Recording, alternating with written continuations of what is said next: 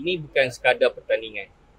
Yang pertamanya, Pesta Menjala Sungai Dong ini nak mengimbau peranan Sungai Dong dalam kehidupan masyarakat dahulu, di mana Sungai Dong ini menjadi jalan perhubungan utama.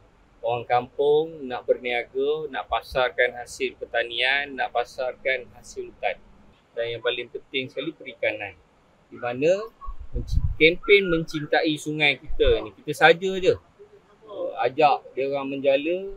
Bila menjala ni tengok dia macam-macam lah dia fikir. Oh, ada banyak lagi ikan di Sungai Dong ni.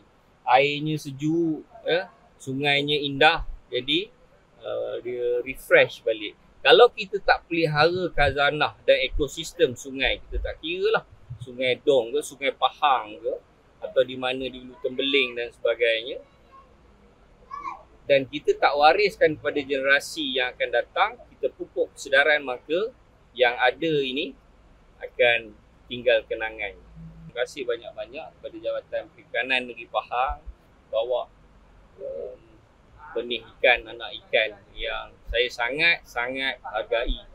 50,000 ekor anak ikan ini kita perlu pelihara. Jadi saya minta Tok Penghulu, Tuan OCS, jangan ada aktiviti-aktiviti yang boleh mempupuskan ikan-ikan ni.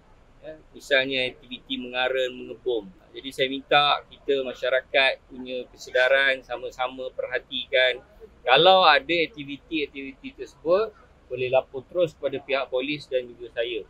Sebab apa yang ada dalam ini takkan kekal kalau tak ada kesedaran.